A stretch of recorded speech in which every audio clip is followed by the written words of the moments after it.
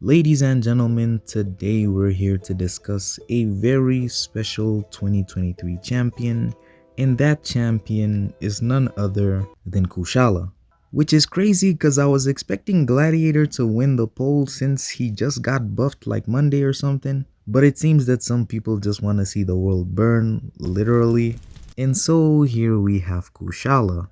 But come on, man, was his buff that bad or was it? She's a champion that was released near the end of 2023, and she's one that a lot of people were actually hyped up for. Hype in this game is normally a dangerous thing which can pretty much just kill characters straight up, but in the case of Kushala, she actually managed to live up to that hype. For a long time, the Mystic class has had champions that aren't really bursty or deal as much damage, and with each new Mystic addition to the game, it feels like the Mystic class is strong. But before we get too much into why you should play her, let's actually go over all of her abilities first and then later on discuss why you should play her.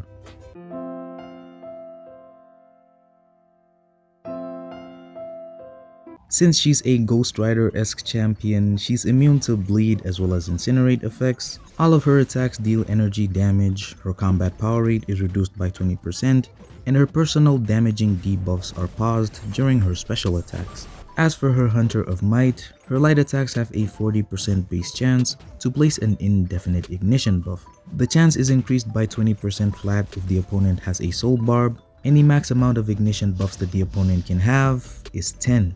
When the opponent gains a buff, she passively gains 2% of her max power, and she doesn't actually benefit from the Mystic Dispersion Mastery. Instead, each rank increases the amount of power that she gains when a buff is activated by 10%.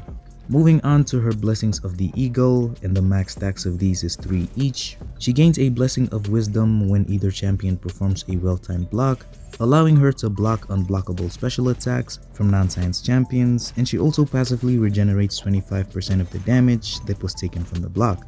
She gains a Blessing of Justice when either champion is struck by the first hit of the heavy attack, which makes the opponent more aggressive and increases the potency of her damaging effects by 10%. The last blessing that she gains is the Blessing of Power, which she gains anytime a champion is intercepted, increasing her ability power rate by 15% and reducing the opponent's by the same amount.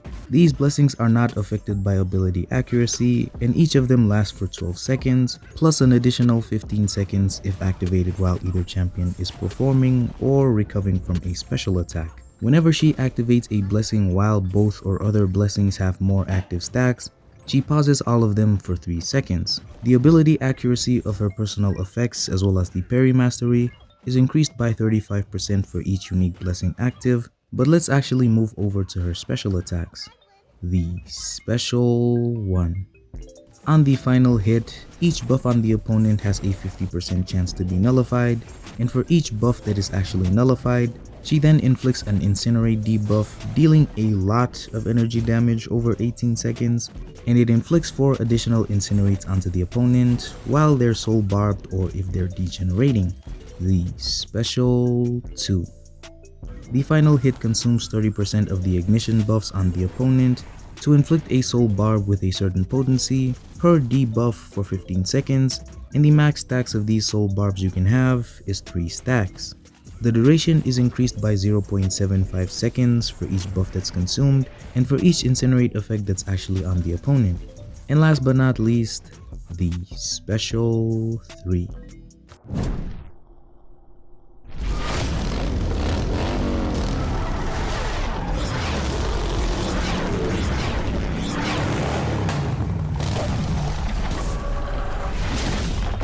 She gains 1 stack of each blessing and places an indefinite judgment onto the opponent, which increases the duration of her future blessings by 4 seconds, and the max stacks of this is 3.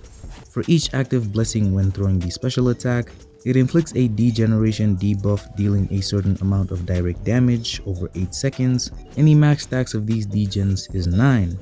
But moving on to her awakened ability, when she pauses her blessings, the one with the fewest amount of stacks will last an additional 1 to 5 seconds longer, and her damaging debuffs will have a 2 to 9% chance for each active blessing to be replaced with a matching passive with 20% increased potency, which can actually double against cosmic champions.